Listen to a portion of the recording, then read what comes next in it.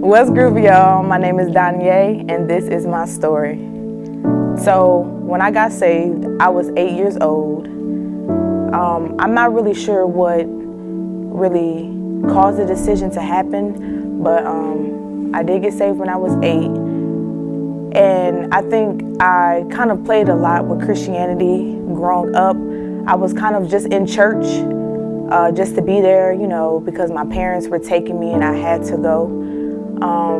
But really what caused that shift for me was, really growing up and really experiencing life and just seeing a lot of different things in the church. And so what really shifted for me was that I wanted to truly experience the promises of God. I didn't just want to be in church just to be in church or do it out of obligation. One question that really convicted me was, do I want to get in heaven because it's heaven, or do I want to get in heaven because of God, like my relationship with God and things like that? And so that really convicted me and really got into my heart, and I started to truly begin to build my own genuine relationship with Christ.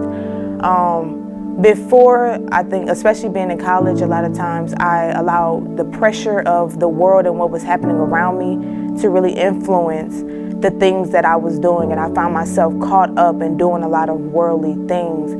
And a lot of times I felt myself, I didn't feel right, sinning and then going to God, asking for forgiveness, especially when the sins were premeditated and I knew what it was. And so really when the pandemic hit, that's really when I began to build a more genuine and honest, truthful relationship with God, reading my word, worshiping, and just spending more time with Him, really learning who God is and what He's about, and things like that. So I would definitely say who I was just kind of playing and toying with Christianity, and it was just something I was doing just to get into heaven or to feel good or really just to get stuff. It was really I want to get this kind of thing.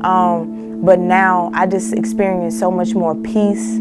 My maturity spiritually, emotionally, and mentally, how I treat others, how I treat myself has really changed, and I'm really less selfish, and I really am seeking a place where I can be a blessing to others, to help others, and I'm really learning to be outside of myself and really seeking God first and doing the things for God's kingdom and following His purpose for my life. So I definitely would say who I was a little more selfish, prideful, had a bad attitude and things like that, but the way I have grown and progressed, the peace I have really truly experienced has really helped me. I've struggled with my sexuality. I've definitely been learning where my identity stems from, not in a particular label, but who God calls me and things like that. And so it has really been in a place where I'm redirecting my focus, and my focus is less on having a certain title or being a certain thing, but being what God has called me to be.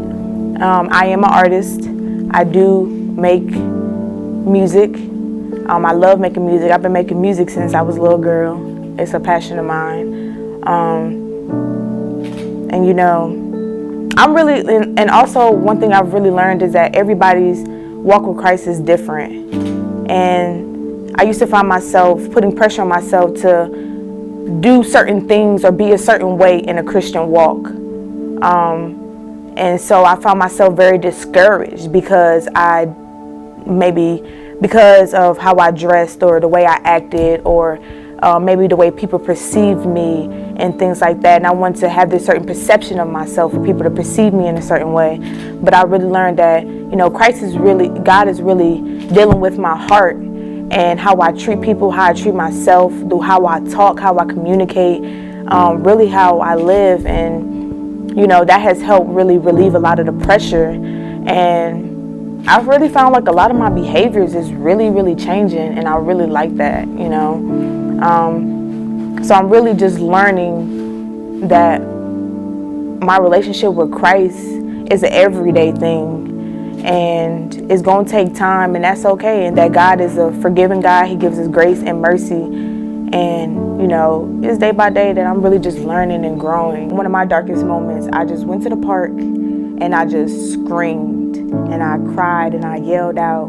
And I just was just praying and just talking out loud and just saying everything that I was feeling, that I was experiencing. I always tell people to release. Don't hold it in. Don't brush it sweep it under the rug. Don't just try to brush past it or anything like that. Release.